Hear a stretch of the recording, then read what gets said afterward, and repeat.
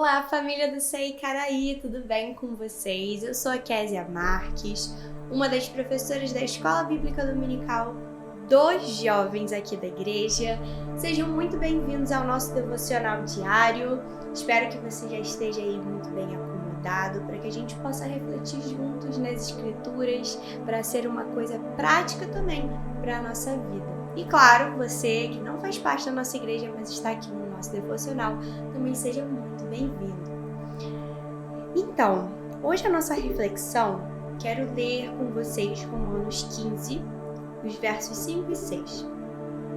O Deus que concede perseverança e ânimo dê a vocês um espírito de unidade, segundo Cristo Jesus, para que, com um só coração e uma só voz, vocês glorifiquem ao Deus e Pai de nosso Senhor Jesus Cristo. Quando eu leio essa passagem, eu automaticamente lembro da nossa vivência de hoje. Nós temos diversas igrejas, denominações, beleza? Essas denominações, por mais que sejam diferentes, devem fazer parte de um mesmo corpo, de um mesmo propósito. Todas elas devem agir em um espírito de unidade, assim como o versículo 5 diz, para que a gente glorifique a Deus e nosso Senhor Jesus Cristo. Então, essa é a nossa visão. Só que vivemos também momento, e acredito que isso desde a igreja primitiva, a gente tem esses relatos, nas cartas de Paulo, em que há algumas dificuldades dentro da igreja institucional. Somos humanos e tentamos gerir, de acordo com os nossos dons, habilidades que o Senhor nos dá, da melhor maneira possível, a igreja institucional. Isso não é algo novo do século XXI, mas isso acontece desde os tempos de Cristo, desde o momento em que ele ascendeu aos céus e que a igreja primitiva passa a se formar através dos apóstolos. A gente vê diversas vezes Paulo, Pedro orientando algumas igrejas, enviando cartas para dar conselhos, para instruir a como viver em harmonia, como viver em unidade, da maneira como Cristo quer que vivamos. E a gente sempre tem que meditar nesses versículos, nessas passagens, para que a gente não se esqueça disso, porque é muito simples a gente olhar para a igreja de um outro e olhar para a nossa igreja, que estamos mais endereçados, que estamos mais habituados, e a gente olhar para uma outra igreja de fora e falar, nossa, aquela igreja ela é perfeita.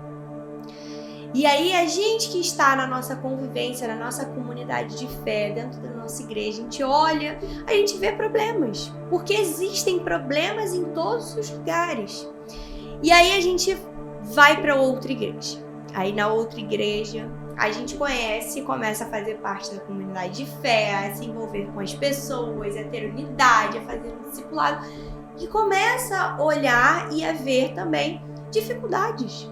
Porque a igreja institucional não está destituída das dificuldades, não está destituída de problemas, mas a nossa grande diferença para o mundo, a grande diferença das igrejas institucionais, é que nós fazemos parte de um corpo de Cristo. Isso deve ser sempre lembrado, porque as atitudes que Cristo tem, assim nós devemos ter também.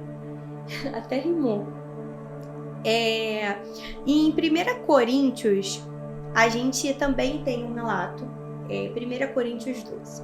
Ora, assim como o corpo é uma unidade, embora tenha muitos membros, e todos os membros, mesmo sendo muitos, formam um só corpo, assim também com respeito a Cristo, pois em um só corpo todos nós fomos batizados em um único Espírito, quer judeus, quer gregos, quer escravos, quer livres, e a todos nós foi dado beber de um único Espírito. Esse é o espírito que deve nos envolver constantemente.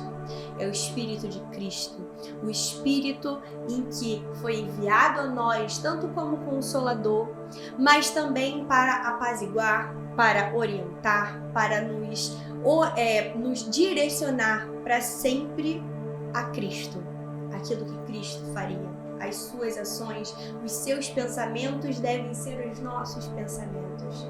E assim a gente vai construindo um corpo de Cristo saudável. A gente vai construindo uma unidade só. Isso é muito importante da gente ter em mente, porque não podemos ficar frustrados com determinadas situações. Vamos parar para pensar no Brasil. Somos cristãos, temos a nossa liberdade religiosa, temos uma Bíblia, a gente pode escolher a cor da nossa Bíblia, a gente pode andar com ela no celular, a gente tem liberdade para professar o Evangelho.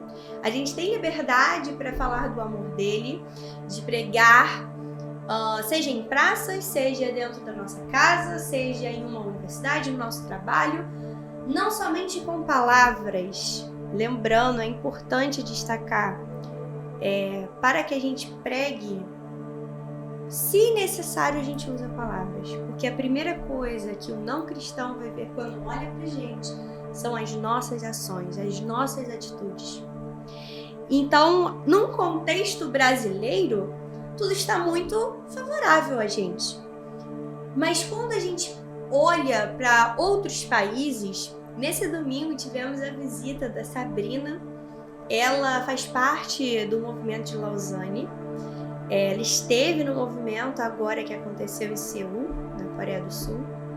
E ela estava compartilhando, pois ela vive na Croácia, e lá a comunidade cristã é muito pequena. E é muito difícil quando não temos irmãos ao nosso lado, quando não encontramos alguém que a gente possa compartilhar as nossas dores e receber um conselho que vem da parte de Cristo, né? Porque conselhos todos podem dar, mas conselhos sábios, vindos do Espírito Santo, somente aqueles que estão fazendo parte do corpo de Cristo, somente aqueles que estão com o Espírito Santo. E ela compartilhando isso nos faz refletir a facilidade que a gente tem de viver, pelo menos no Brasil, em diversos outros países, professando a nossa fé. E isso pode nos tornar muito cômodos, pode nos tornar desleixados com a nossa fé. E isso é um perigo.